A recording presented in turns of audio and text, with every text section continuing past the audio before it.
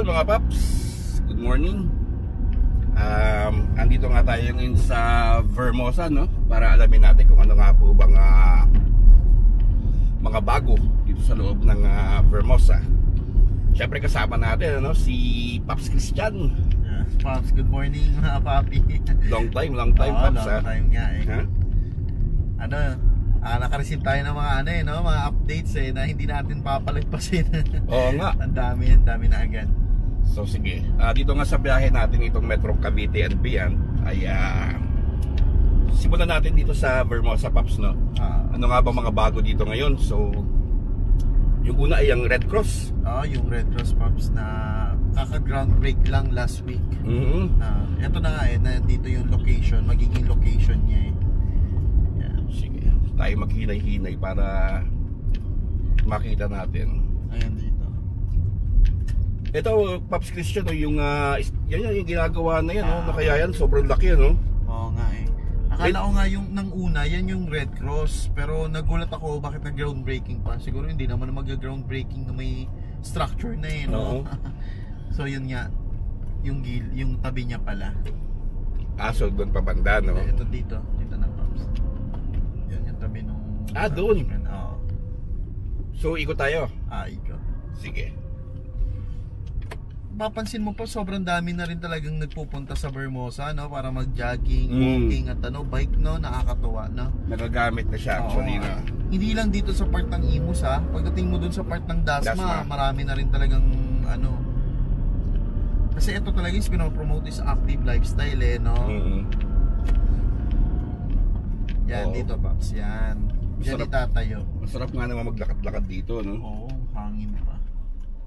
Ito yung lupa na yan. Yan yung lupa na yan. Diyan itatayo yung Red Cross. Dito, yan. Ito, yan, yan yung tapat natin, dyan. Okay. Bali, ang gawin na lang natin i-insert natin sa vlog yung render, no? Pwede. Yung gagawin Sige. Hospital na rin siya, Paps, eh. Yung... Malaki ba? Malaki na rin. Malaki. Di ko lang alam kung anong category ng hospital siya, pero hospital na rin. So ito mismo nga kinakatayuan natin. Dito itatayo yung Red Cross. And then curious talaga ako dito sa structure at sa harapan eh. Doon nasabi sa akin ng guard, yan yung guard dyan, no? Yan, no? Yeah. Ano daw yan eh, yung ewan ko, imposible naman maging bahay din yan eh, no? Sobrang laki. Rest house daw eh. If ever maging bahay yan, ang yaman naman ng may-ari niya. Pero yung structure niya parang pwede nga rin maging rest house talaga, no? Parang rent, rest house, penthouse, pwede rin eh. Sobrang laki, ano? Oo. So ito pa, Paps, pala is di natin sure, no, kung kay Vermosa pa ba to. Itong side dito? Oo, no, kasi dito is subdivision. Subdivision na yan, Pero ang ganda rin ng pwesto nila, no? Silang part ng development, no, ng Vermosa. Nilagyan pa sila ng gate dyan mismo. Bali, mas magandang puntahan din natin yung Campus Town, no? Yan, na nagte-take shape na rin. Ano yan, yung Campus Town na yan is dyan din itatayo yung condominium ng Avida. So saan tayo? Diretso tayo? Diretso tayo. Yung Centria Stories Vermosa. Yan. So condominium? Condominium. Mid-rise yan, no? Mid-rise. Bali, ayon dun sa source na nakausap ko, sabi niya is this month daw ang launch ng yung condominium na yan. So yun, no, para sa may mga pera dyan, no? Ganda na mag-invest dito ngayon sa Vermosa, no? Lalo nga nagtitake shape na, no? Yun lang mga paps, yung araw kasi nakatapat sa atin, kaya pa-adjust tayo ng camera nito mga paps. Yan. So yun nga, tulad ng sabi mo kanina, Paps Christian, marami na gumagamit dito na mga public, no? Yan, no? So masarap nga naman mag-jogging, maglakad-lakad tuwing umaga. At good thing is inopen na talaga nila totally sa public. Totoo, yun ang nakakatuwa kasi 'di ba sa ibang developments, alam mo yun, yung okay na yung developments pero some parts na hindi talaga nila. Kasi itong Vermosa parang ilang taon na rin tong open for motorists, 'di ba? Na nadadaanan na siya, na ang laki na yung Alwan, no? Nagiging bypass road siya.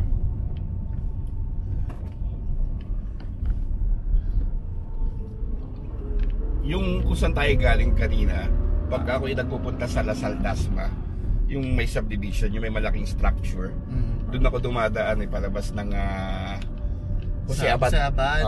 Okay. Kaysa mag-Aguinaldo ka na... Oo, sayang din yung daan na yun, hindi rin siya masyado na promote as alternative, no? Kasi malaking bagay din ano yun. Yung paglabas mo ba is yung tulay na, no? Yung tulay, doon. Bali after kasi Pops, nung Midtown, yung Midtown yan yung kung saan nagko-compose yung Ayala Malls, yung The Shops. Ito yung next na madedevelop nila. Ang tawag dito is yung Campus Town. Yan. Yun ang sakong-sakto. Yan, ayun kung makikita dun sa camera, dun sa dulo, may nakalagay dun future church site, diba? Okay. So yun ang mga expect natin dun sa Campus Town. Church, sabi mo, tapos condo, and may schools pa ata, may additional schools pa na gagawin dito. May idea ba tayo kung anong school ito? Wala pa. Meron na Pops, pero mas insert na lang natin, no? Pwede. Sige. Ito, na rin pala siya. Okay na ang road network at may daanan na rin. No? Subukan natin, wala naman nakasulat na... Anyway, ito lang, makuha na lang natin siya. Makuha naman, no? Medyo mataas naman. Naman. So, ang laking swerte din, Pops, ng mga nakatira dyan sa subdivision na yan, no? Ay, oo. Kasi walking na. May mga nakikita nga akong listing yan, Pops, ng paupahan na ang laki din talaga ng tinaas. Kasi syempre katabi na nila yung ayun ang Pops, yung Centria. Dyan yung siguro, dyan gagawin, no? Kasi nandyan din ang nakakatuwa, no? Ang bilis din nag-take shape na tong Vermosa. Siguro 5 more years, no? 5 more years, Pops. Ang abangan natin dito next time is yung phase 2 na, no? Kung saan na, sa tapat. Kung saan itatayo yung magiging CBD niya, no? Kung gusto niyo mapanood, mga Paps, yung ating drive tour dito, meron tayo na post ito sa sa YouTube, no? So hanapin niyo na lang po para mapanood niyo yung the whole drive natin sa loob nitong Vermosa. Ngayon punta lang natin kung saan yung mayroong mga movement, no? So this time papunta na tayo sa yung kaabang-abang na Ayala Mall, tsaka yung pa-open na Landers, no? Ito yung future church, no?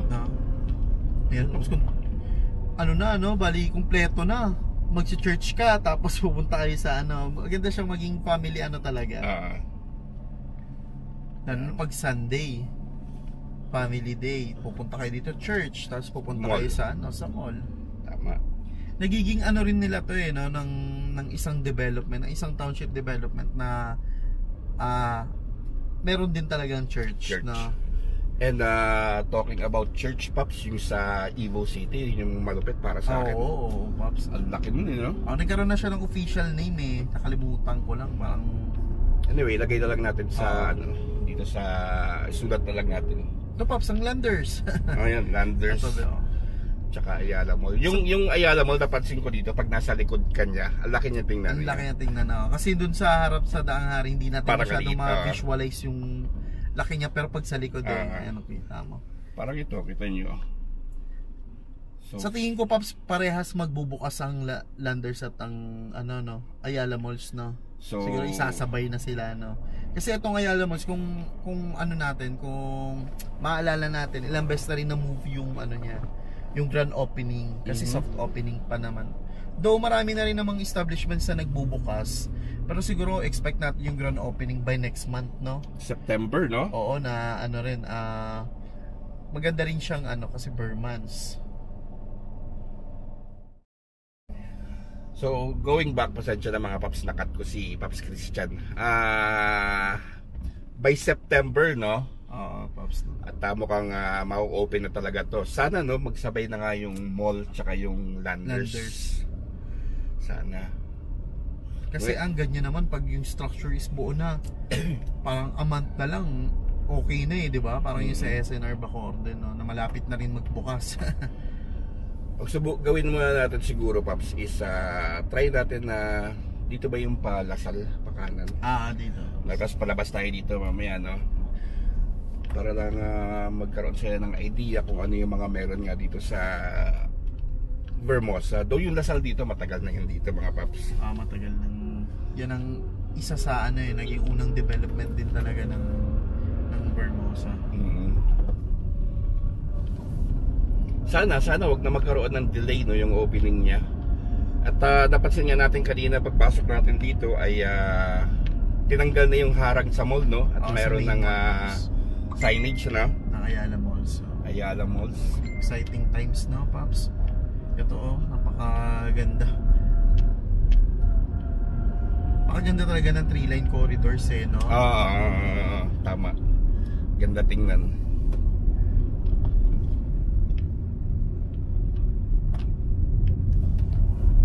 Asa naalala ko Pops yung terminal pala no? ito yung transport hub. Buti na lang.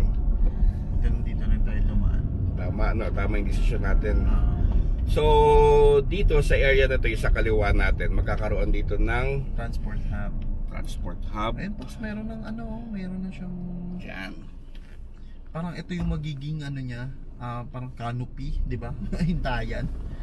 Saan dyan? Ito yun, may mga na, structures na rin. Oo nga no. Siguro kita yan, Pops, pag nandun tayo. Pag-ikot natin no? Or doon na tayo umikot din talaga. Pwede para sa daang hari no? Makita rin. Para makita natin yung harap ng mall. So yun yan no, transport hub. Katabi siya ng yung mga Jollibee dyan sa labas no? Oo, Pops.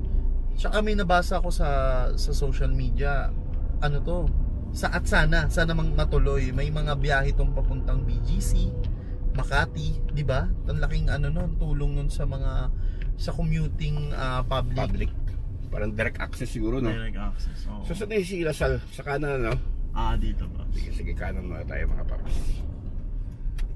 Parang malaki yung transport hub nyo. Ayun meron na siyang parang shed. Makikita natin pagpaharap natin yan mga paps. Yun na naman si Haring Araw sa harapan ko naman. Yun si Lasal. Kung saan tayo nag-aaral. Diyan kami nag-aaral actually. Lasalista kami. Napakasarap no. Tapos after mo graduate diyan, malapit lang ang Dalasal talaga ng university sa Dasma no. Na pwede ring i-access dito. Hindi ba ganda diyan, Pops? Diyan ka nag-aaral tapos diyan ka rin nakatira sa loob. Sa Vermosa. Grabe no. Ito pa may pasok na pala ngayon ng Lasal. Kaya pala maraming tao. Tapos may structure din dito ng IMUS talaga na LGU. Yan. Yes, nga no, ganda no. Oo.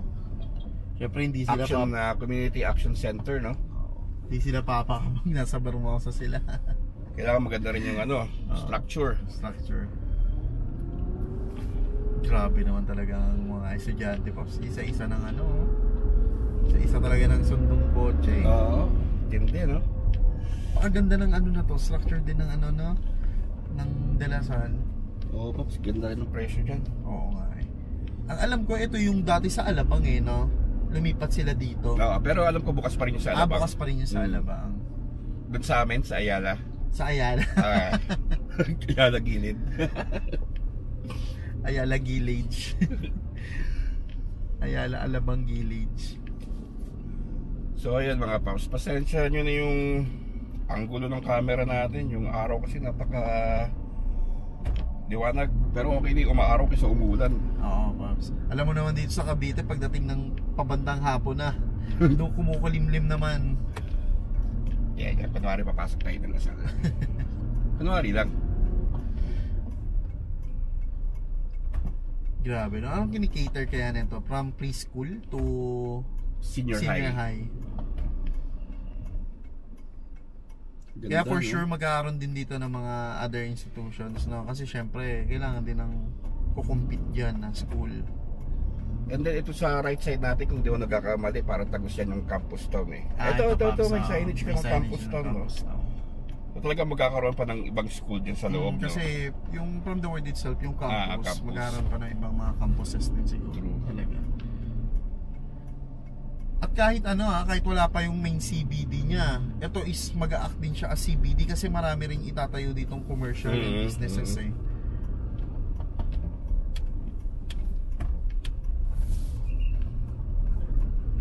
Ang isa ring kinagustuhan ko pa sa Vermosa is yung layout niya, no. May kita mo talaga yung mga districts, may mga kanya-kanya silang districts tulad nga nitong campus town. Dito is concentrated dito yung mga schools, 'di ba? And other institutions. Tapos pagdating sa midtown, diyan naman yung commercial, yung Ayala Malls, Landers, the shops. Tapos yung phase 2 niya, doon naman yung business district. Ang tanong doon, mga ilang story kaya ng building ang makikita natin, no? Yun lang, no? Pero malamang yung mid-rise din yan, no? Mid-rise, okay lang din naman. So yun, at least kahit pa paano, naranasan natin na dumaan ng Lasal. Malaman natin yung feeling ng mga elitista. Elite talaga, Pops. For sure, ang mga nag-aaral dito is go further down sa Alabang, no? Alabang, Las Piñas. Tapos accessible na rin sa kanila. Kung Las Piñas ka, may River Drive si Ninong. Si Ninong man. Si Ninong may River Drive. At pag ano ka naman, Muntinlupa, may mga MCX, di ba? Ninong accessible din. Ano na ba, Ninong? Ano na balita natin sa Villar City? Ay, eto na, Pops, kita na. Yan yung sinasabi ko sa yung structures na parang shed, no? Oo nga, no, laki yun, no? Laki din, no? Anyway, yan mga Pops. So sige, labas tayo dito, pasok tayo ng kabilang side. Labas muna tayo Tangkari. At yun naman, Pops, ang commendable sa Ayala, no? Dinideliver talaga nila yung promise nila, no? Oo, no? Though merong mga pushbacks lang sa mga dates. Kasi naalala ko itong terminal hub is parang, transport hub is parang 2021 pa ata talaga nila to inaano eh. Pero at least ngayon, deliver pa rin, yun ang mahalaga. Deliver naman. So itong labas natin na ito yung Daang Hari na ulit, no? Doon tayo sa harapan ng mall nitong Ayala. So yun lang naman din ang mga movement na meron ngayon dito sa Vermosa. At least meron, no? Yun yung mahalaga. Significant din ang movements niya. Kasi itong transport hub itself, yan, tulong yan. Totoo. Game changer din yan sa commuting public natin. Kasi ang tanong nga dyan kung paano pala sila yung sa The District. Kasi nandun yung diba? Yung mga biyahe pang Makati. Ano kaya ang mangyayari? Ililipat dito? Or baka maging parang station lang to, no? Baka, oo. Na doon muna talaga. Kasi yun talaga, mas accessible yun sa lahat. Kasi along Aguinaldo Highway. Ito kasi papasok ito pa, kasi no? Is, sasakay ka pa at ang sasakyan mo is cab. Yung green cab? Yung green cab na which is hindi rin naman magandang experience sakyan ng commuters. Nakasakay ako doon dati, grabe yung sikip ko eh. Ang haba kasi ng tuhod ko eh. Oo, tuhod ka pa. Tapos syempre hindi naman, yan. At hindi naman malamig. Ang mahalaga naman dyan, si Ayala kasi, siya no? Talagang kikater niya both masa tsaka mga elitista, no? Tsaka integrated, Pops, sa mga townships niya. Kaya for sure, baka itong Vermosa magkaroon din to ng direct connection sa Ibo City, no? Baka. Which is, ang gandang rin nun. Ang gandang access din yun na mako-connect mo tong east and west ng Cavite. So yan na nga po yung facade ng mall, no? Na dati na may fence. May fence pa or may harang pa dyan, no? But ngayon, ready na nga to mga Paps, no? So let's hope na hindi na maudlot ngayong September, no? At syempre excited yung isang kaibigan natin dyan, si Pops Anthony, no? Lalo na sa Landers, doon yung nagpapagupit eh. Extension to ng nila, bahay nila eh. Ang SB extension ng kusina. So yung phase 2 nga, ito yung sinasabi namin. Yan, nasa kanan natin, no? Ginagawa na rin. Ayan, may lagayan na rin ng marker, oh. Nakita ko nga sa mapa, kitang-kita na yung extension ng Vermosa Boulevard dyan, Paps. Yun yung palabas naman ng Patindig Araw ba? Sabi nila may lusot din daw yun, pero aside from that, yung isang diversion pa na LGU naman yung may gawa or DPWH, doon naman banda sa may unahan pa. I see. So yun, nasa tapat naman tayo ng araw mga Paps. Structures ng Landers, kitang-kita na. Kulang na talaga ng famous signage ng Landers, no? So sige, ikot tayo tapos doon na natin tapusin tong ating road trip dito sa loob ng Vermosa, no?